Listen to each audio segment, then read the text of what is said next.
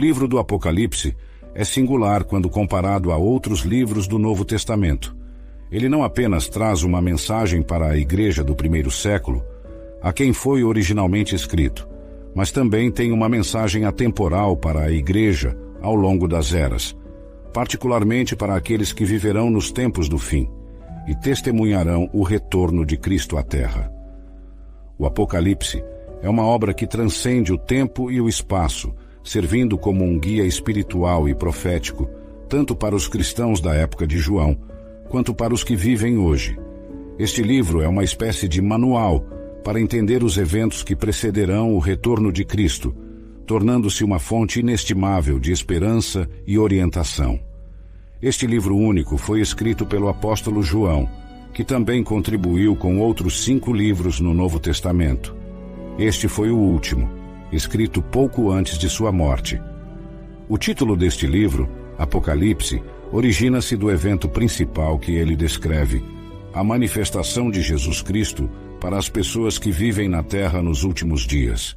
João, o discípulo amado de Jesus, foi o escolhido para receber essas revelações divinas. Ele não apenas documentou visões apocalípticas, mas também mensagens diretas às 7 igrejas da Ásia Menor, que são representativas da igreja como um todo.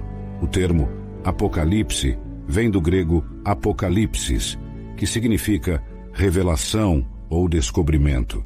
É a revelação final de Deus para a humanidade, centrada na pessoa e na obra de Jesus Cristo. O trono de Deus foi o ponto focal de muitas das visões relatadas por místicos judeus e videntes apocalípticos, mas o Apocalipse começa com Jesus como o revelador. João deveria documentar as coisas que ele tinha visto. João vê um Jesus poderoso que não se compara a nenhum homem típico. A visão de João é profundamente teocêntrica, focada na soberania e majestade de Deus.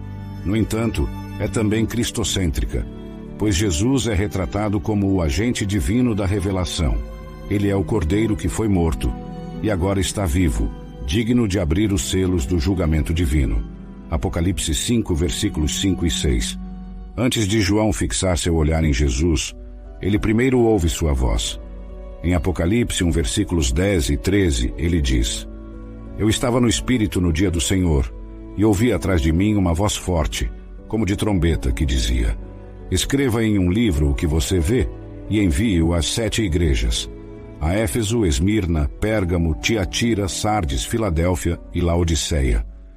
Aqui João está no Espírito, uma expressão que indica uma experiência mística ou visionária em que ele estava especialmente sintonizado com o Espírito Santo. A voz forte, como de trombeta, é uma alusão ao som sobrenatural, que frequentemente acompanha manifestações divinas, como no Monte Sinai, Êxodo 19, versículo 16. Então eu me virei para ver a voz que falava comigo, e ao me virar, vi 7 candelabros de ouro, e no meio dos candelabros, alguém semelhante ao Filho do Homem, vestido com uma túnica que chegava aos pés e com um cinto de ouro ao redor do peito. O cenário que João descreve é repleto de simbolismo. Os 7 candelabros de ouro são explicados mais tarde como as 7 igrejas às quais a revelação é enviada. Apocalipse 1, versículo 20. A figura semelhante ao Filho do Homem é uma clara referência a Jesus, que agora aparece em glória celestial. Este era ele. João tinha visto o Filho do Homem, o glorioso Jesus Cristo. João descreve a voz alta como sendo tão distinta e impressionante quanto o som de uma trombeta. A poderosa voz é a do Alfa e do Ômega, o primeiro e o último, que está no começo e no fim de tudo. Jesus se identifica com esses títulos em Apocalipse 1, versículo 18, e sabemos que essa era a voz poderosa de Jesus. O título, primeiro e último, é um título que pertence ao Senhor Javé, o Deus de Israel.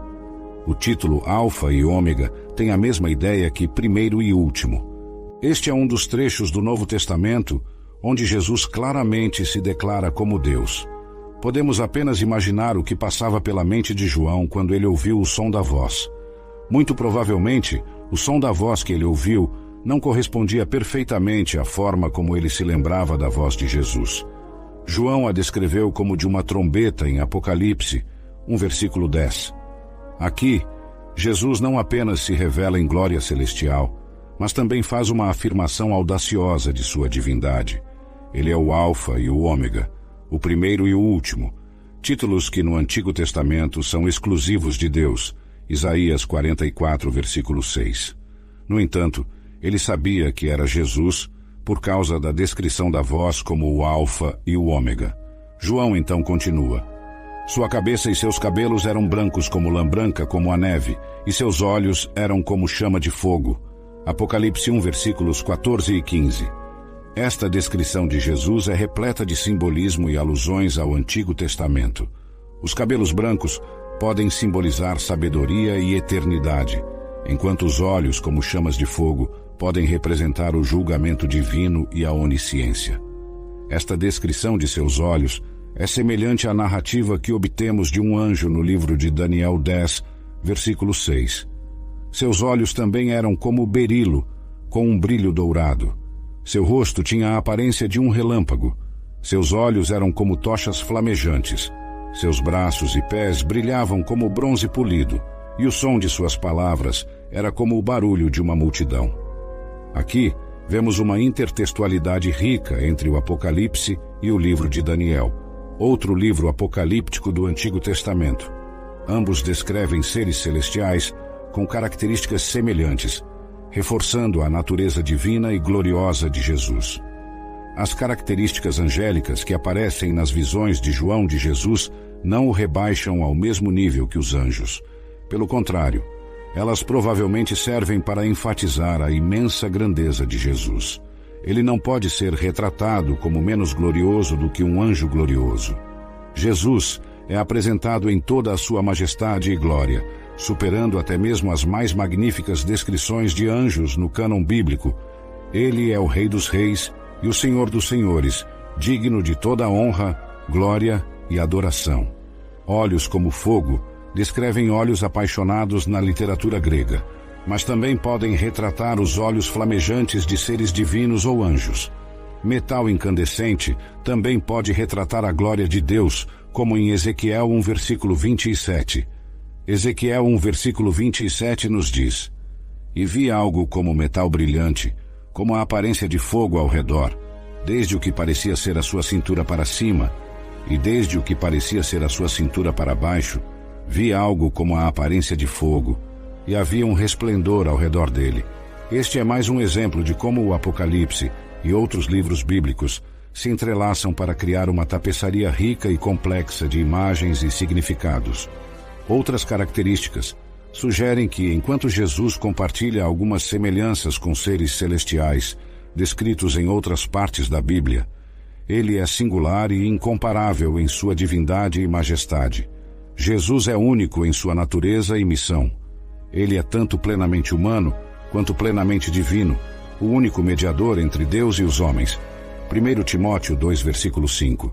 Sua revelação no Apocalipse serve como um lembrete poderoso de sua autoridade e glória, que serão plenamente manifestadas no fim dos tempos. João retrata a glória de Jesus como não sendo menor que a de um anjo. Na verdade, é certamente maior que a de um anjo. O rosto de Jesus também brilha como o sol. Textos gregos às vezes retratam divindades brilhando como o sol ou como relâmpagos. Textos judaicos fazem o mesmo para anjos e outros, mas também para o próprio Deus. Apocalipse 10, versículo 1. Aqui, a descrição de João ecoa a tradição tanto judaica quanto greco-romana, mas ele faz isso para elevar Jesus acima de todas as categorias conhecidas de seres divinos ou celestiais. O brilho do rosto de Jesus é uma manifestação da sua divindade, uma característica que ele compartilha com o Deus de Israel. Então vi outro anjo poderoso descendo do céu, vestido com uma nuvem, com um arco-íris sobre sua cabeça. Seu rosto era como o sol, e suas pernas como colunas de fogo. Apocalipse 10, versículo 1. João continua em Apocalipse 1, versículo 16. Em sua mão direita, ele segurava 7 estrelas, e de sua boca saía uma espada afiada de 2 gumes. E seu rosto, refletindo sua majestade e a glória Shequina, era como o sol brilhando em todo o seu poder ao meio-dia. A espada afiada de 2 gumes que sai da boca de Jesus é uma alusão a Isaías 11, versículo 4, onde se lê: Mas com justiça julgará os pobres e decidirá com equidade pelos mansos da terra, e ferirá a terra com a vara de sua boca, e com o sopro dos seus lábios matará o ímpio. Isaías 11, versículos 4 e 5. A espada simboliza o julgamento divino que Jesus executará, e as 7 estrelas em sua mão direita representam as 7 igrejas às quais a revelação é enviada. Quando o vi, caí aos seus pés como morto, e ele colocou sua mão direita sobre mim, dizendo: Não temas, eu sou o primeiro e o último. Apocalipse 1, versículo 17. Mesmo João, que conhecia Jesus intimamente durante seu ministério terreno, é tomado por um temor reverente ao encontrar o Cristo glorificado. Este é um testemunho poderoso da majestade divina que Jesus voluntariamente deixou de lado para viver como homem na terra. Não temas, eu sou o primeiro e o último, e o que vive. Fui morto, mas eis aqui estou vivo para todo o sempre. Amém. E tenho as chaves da morte e do inferno. Apocalipse 1, versículo 18. Jesus oferece conforto a João, assegurando-lhe que ele detém o poder sobre a vida e a morte. Ele é a encarnação da eternidade, tendo existido desde o início e que existirá para sempre. Ele é o Deus de toda a eternidade, Senhor do passado eterno e do futuro eterno. Não temas, eu sou o primeiro e o último, e o que vive. Fui morto, mas eis aqui estou vivo para todo o sempre. Amém. E tenho as chaves da morte e do inferno. Apocalipse 1, versículo 18. Aqui, Jesus se identifica com 3 títulos. Ele é o primeiro e o último, o Deus de toda a eternidade. Ele é aquele que vive, foi morto e está vivo para todo o sempre. E ele detém as chaves da morte e do inferno. Cada um desses títulos reforça a divindade de Jesus e sua autoridade sobre todos os aspectos da existência. Jesus instruiu João a escrever sobre as coisas que estavam acontecendo em seu dia, ou seja, as coisas que pertencem às 7 igrejas localizadas na Ásia. Também lemos sobre as coisas que acontecerão depois disso. Isso indica que Jesus queria que João relatasse sobre os eventos que ocorreriam após as coisas relacionadas às 7 igrejas, ou seja, os eventos dos últimos dias. O Apocalipse, em sua forma original, era conhecido em grego antigo como Apocalipsis, que significa uma revelação, um desvelamento. O livro do Apocalipse é a revelação de Jesus Cristo, no sentido de que pertence a Ele. Ele é quem está fazendo a revelação. Jesus é a pessoa sobre a qual o livro nos fala. Às 7 igrejas do Apocalipse, Jesus Cristo apareceu a João em uma visão. Ele revelou eventos futuros distantes e deu a João mensagens para cada uma das 7 igrejas da Ásia Menor. O Apocalipse não é apenas um livro de profecias sobre o fim dos tempos. É, acima de tudo, uma revelação de quem Jesus Cristo é. Ele é o Alfa e o Ômega, o início e o fim de todas as coisas. Ele é o Senhor da história e o Salvador da humanidade. E é Ele quem detém as chaves para o nosso futuro eterno. As cartas do Senhor, repletas de palavras de incentivo e correção, oferecem uma promessa àquele que vencer. Mesmo hoje, elas identificam os tipos de dificuldades que os cristãos enfrentam e nos ensinam como superar a adversidade. Essas cartas às 7 igrejas são como um espelho para a igreja contemporânea.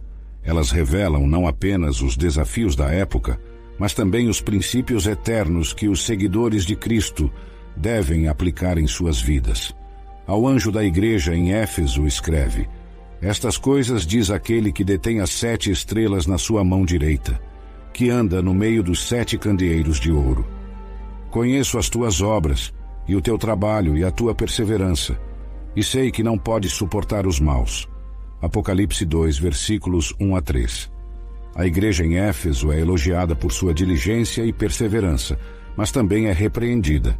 Jesus, que anda entre os candeeiros de ouro, está atento à condição espiritual de cada igreja. Mas tenho contra ti que deixaste o teu primeiro amor. Lembra-te, pois, de onde caíste, e arrepende-te, e pratica as primeiras obras.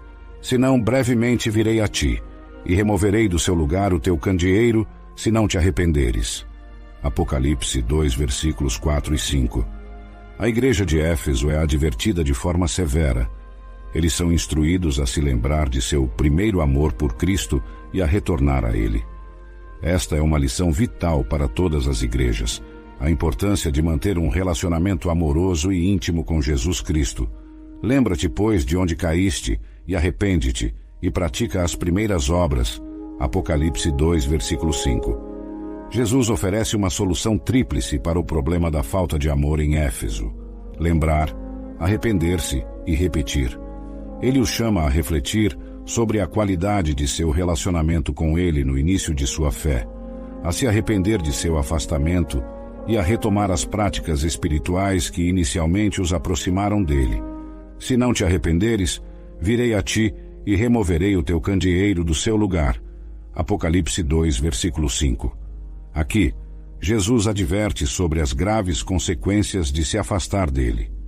A remoção do candeeiro simboliza a perda da influência e do testemunho da igreja na comunidade e no mundo. Conheço a tua tribulação e a tua pobreza, mas tu és rico, e a blasfêmia dos que se dizem judeus e não o são, mas são a sinagoga de Satanás. Apocalipse 2, versículo 9. A igreja em Esmirna enfrenta uma situação completamente diferente. Eles são pobres em bens materiais, mas ricos em fé. Eles enfrentam perseguição e difamação, mas recebem apenas elogios de Cristo.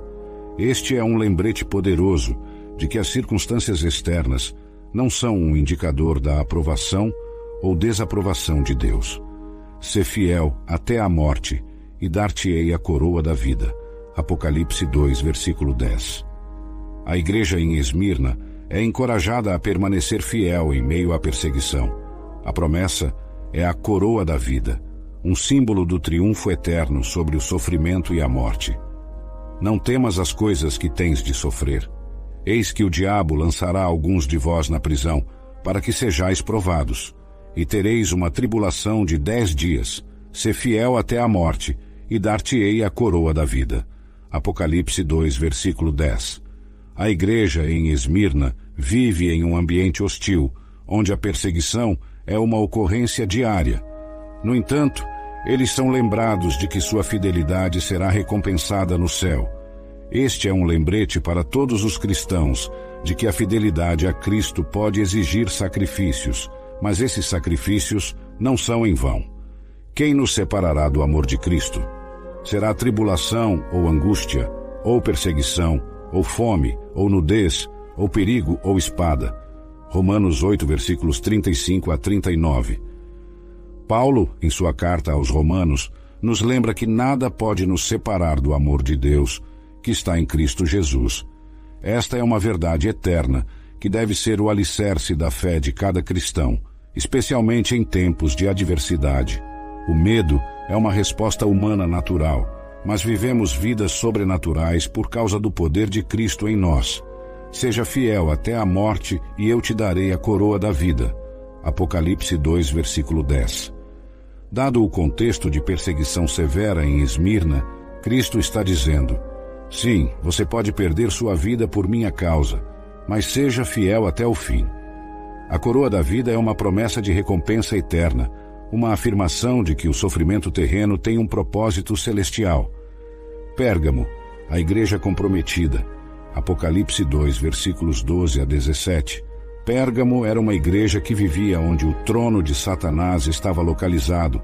No entanto, eles mantiveram sua fé, mesmo sob a ameaça de martírio. Mas Cristo tem algumas coisas contra eles. Eles toleraram falsas doutrinas e práticas idólatras em sua congregação. Assim também, vocês têm os que mantêm a doutrina dos nicolaítas, o que eu odeio. Arrependa-se. Senão, virei em breve até você e lutarei contra eles com a espada da minha boca.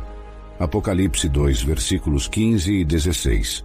Aqui, Jesus adverte a igreja em Pérgamo sobre as graves consequências de tolerar falsas doutrinas e práticas pecaminosas. Ele os chama ao arrependimento e à pureza doutrinária, sob pena de julgamento divino.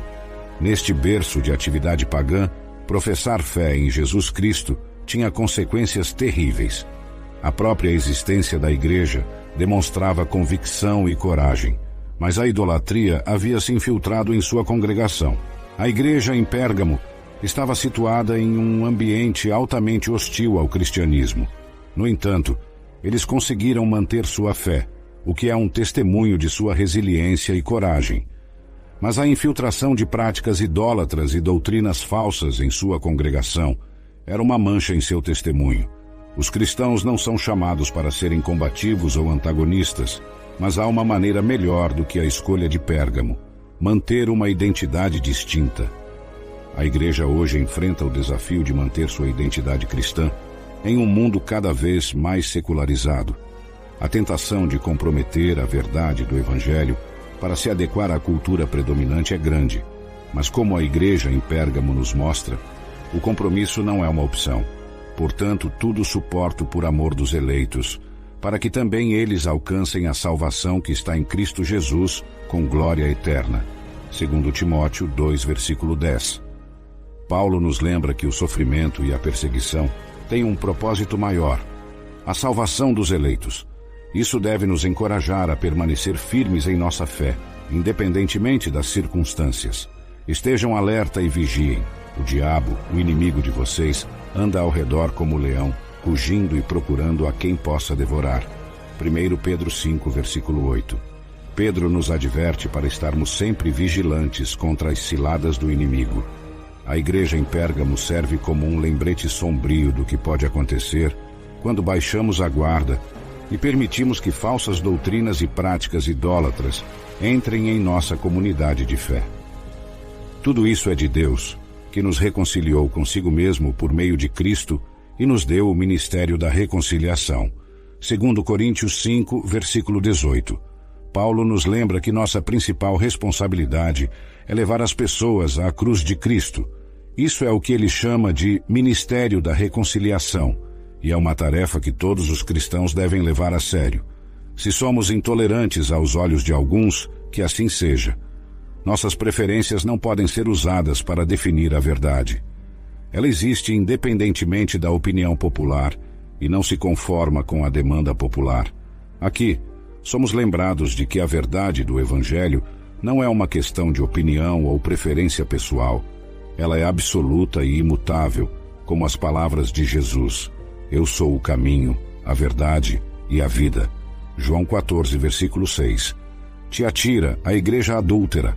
Apocalipse 2, versículos 18 a 29. Tiatira era uma igreja que tinha muitas qualidades admiráveis, como amor, fé, serviço e perseverança. No entanto, eles toleravam a imoralidade em sua congregação, especificamente uma mulher chamada Jezabel, que se autodenominava profetisa. Eu dei a ela tempo para se arrepender de sua imoralidade, mas ela não quer. Portanto, vou lançá-la em uma cama de sofrimento. Apocalipse 2, versículo 21. Aqui, Jesus expressa sua paciência e misericórdia ao dar tempo para o arrependimento. No entanto, ele também deixa claro que a justiça será feita se o arrependimento não ocorrer. Isso ecoa as palavras de Pedro: O Senhor não retarda a sua promessa, ainda que alguns a tenham por tardia, mas é longânimo para convosco, não querendo que alguns se percam, senão que todos venham a arrepender-se. 2 Pedro 3, versículo 9. Então todas as igrejas saberão que eu sou aquele que sonda corações e mentes, e retribuirei a cada um de vocês de acordo com as suas obras. Apocalipse 2, versículo 23. Jesus, o justo juiz, conhece os corações e as mentes de todos. Ele recompensará ou punirá cada um de acordo com suas obras, como também é afirmado em Romanos 2, versículo 6. Deus retribuirá a cada um conforme o seu procedimento. Na superfície, o amor, a fé, o serviço e a paciência da igreja eram admiráveis, mas Cristo, com olhos de fogo, reconheceu sua deficiência. A igreja em Tiatira tinha muitas qualidades louváveis, mas também tinha falhas graves. Jesus, que vê todas as coisas, não podia ignorar o pecado em sua congregação. Ele é o Deus Santo que exige santidade de seu povo, como está escrito em 1 Pedro 1, versículo 16. Porque está escrito: Sede santos, porque eu sou santo. É uma coisa terrível cair nas mãos do Deus vivo. Hebreus 10, versículo 31. Este versículo serve como um aviso solene para todos nós. Deus é amoroso e misericordioso, mas também é um Deus de justiça que não tolerará o pecado indefinidamente. Agora digo ao resto de vocês em Tiatira, a vocês que não aderem ao ensino dela e não aprenderam os chamados segredos profundos de Satanás. Não porei sobre vocês outro fardo, além de reterem o que já têm até que eu venha. Apocalipse 2, versículos 24 e 25. Para aqueles em Tiatira que se mantiveram fiéis, Jesus oferece palavras de encorajamento. Ele reconhece a fidelidade deles e os exorta a continuar firmes em sua fé. A mensagem para os conquistadores, Apocalipse 2, versículos 26 a 29. Aos que vencerem, Jesus promete autoridade sobre as nações e a estrela da manhã, que é uma referência a ele mesmo. Apocalipse 22, versículo 16. Esta é uma promessa de recompensa eterna e de comunhão íntima com Cristo. Sardes, a igreja morta, Apocalipse 3, versículos 1 a 6. A igreja em Sardes tinha a reputação de estar viva, mas na realidade estava morta. Jesus a exorta a acordar e fortalecer o que ainda resta. Ele adverte que, se não acordarem, ele virá como um ladrão, e eles não saberão a que horas ele virá. No entanto, há alguns em Sardes que ainda são dignos e andarão com Jesus vestidos de branco. Essa igreja serve como um aviso para todas as igrejas que têm aparência de piedade, mas negam o seu poder. Segundo Timóteo 3, versículo 5. Aquele que tem os 7 Espíritos de Deus e as 7 estrelas. Apocalipse 3, versículo 1. Aqui, Jesus é descrito como aquele que detém os 7 Espíritos de Deus, que representam a plenitude do ministério do Espírito Santo, conforme descrito em Isaías 11, versículos 2 a 5. A igreja em Sardes tinha excluído o Espírito Santo de suas atividades, resultando em uma igreja morta. 5 instruções para a igreja morta: ser sensível ao pecado. A igreja deve estar alerta e vigilante. O ensino deve estar de acordo com a palavra de Deus. O afastamento da doutrina resulta em morte espiritual. Ser submisso ao controle do Espírito Santo. É apenas através do Espírito Santo que ouvimos e recebemos a palavra de Deus de forma transformadora. Efésios 4, versículo 30. 1 Tessalonicenses 5, versículo 19. Ser sujeito à autoridade da palavra de Deus. A igreja deve honrar e ensinar fielmente a Bíblia. Quando uma igreja abandona a Bíblia, o Espírito Santo perde sua principal ferramenta para transformar os crentes à imagem de Cristo. Ser arrependido do pecado. O arrependimento é sempre a resposta para voltar aos trilhos com Deus. As igrejas perecem como resultado do pecado de seus membros e são restauradas através do arrependimento de seus membros. Ser esperançoso. Apesar de suas falhas, Cristo ofereceu esperança a Sardes. A igreja poderia experimentar a vida eterna se retornasse à obediência aos seus mandamentos. Filadélfia, a igreja fiel. Apocalipse 3, versículos 7 a 13. A igreja em Filadélfia é elogiada por sua fidelidade. Eles tinham uma porta aberta diante deles, tinham mantido a palavra de Deus e não tinham negado o nome de Jesus. Jesus promete protegê-los da hora da provação, que virá sobre o mundo inteiro.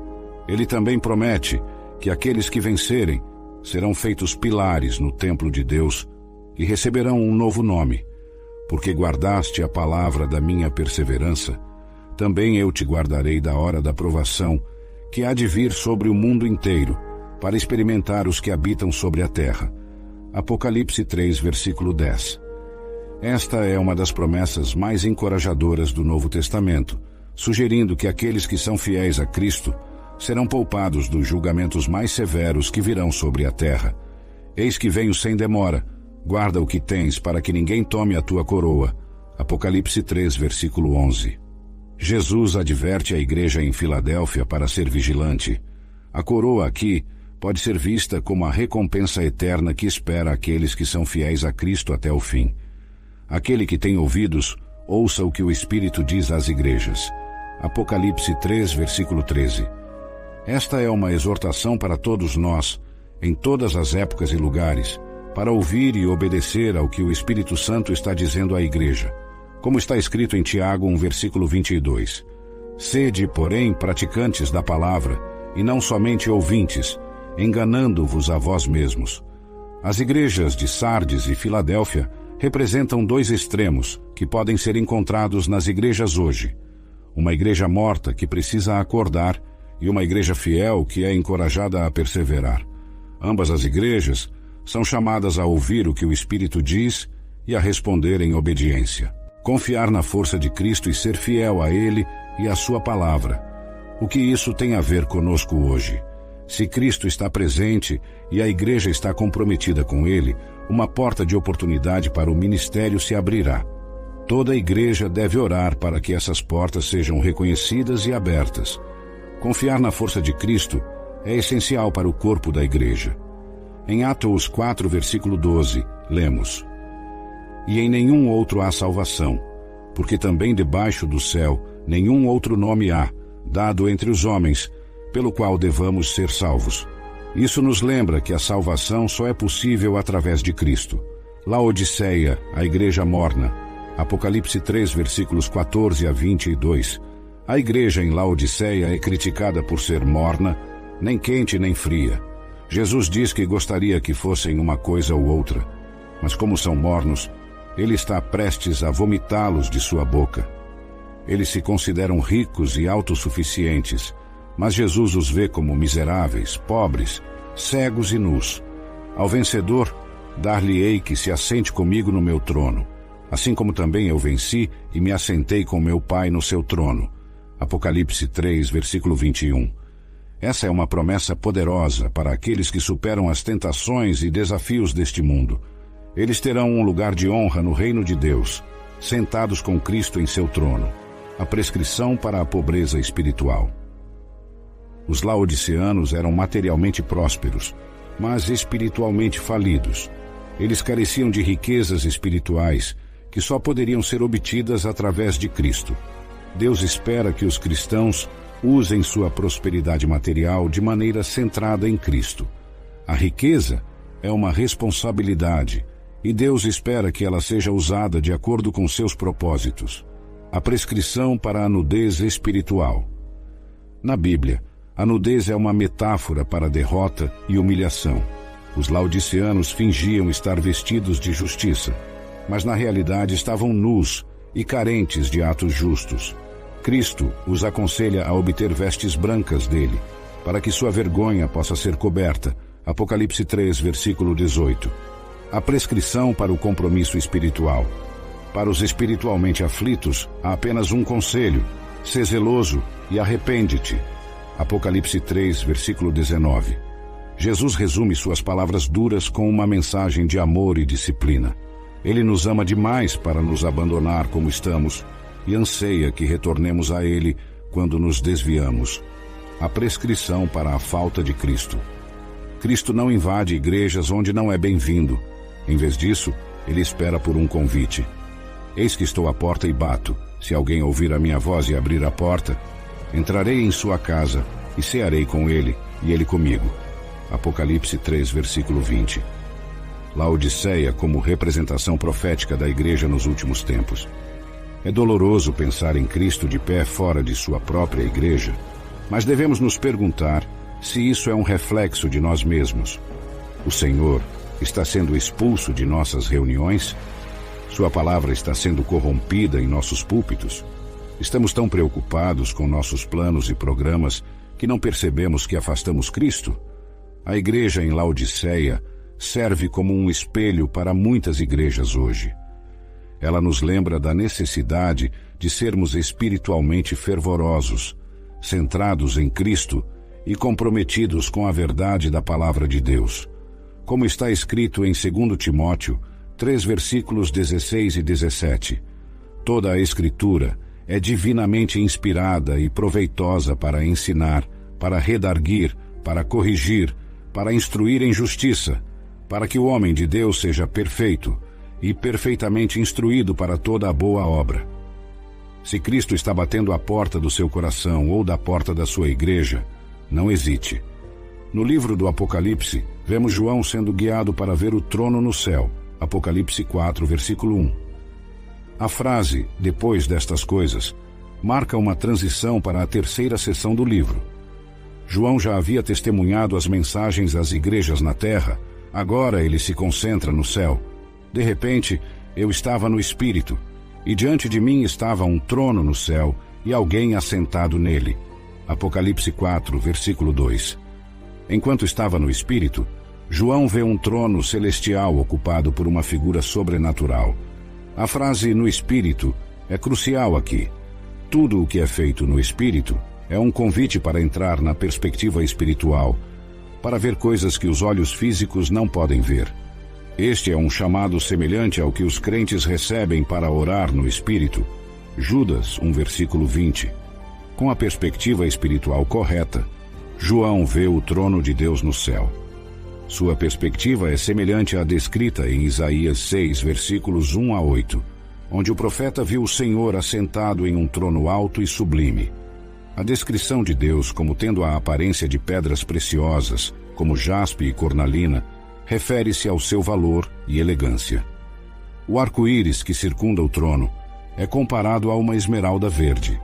Sempre que um arco-íris aparece na Bíblia, serve como um lembrete da fidelidade de Deus.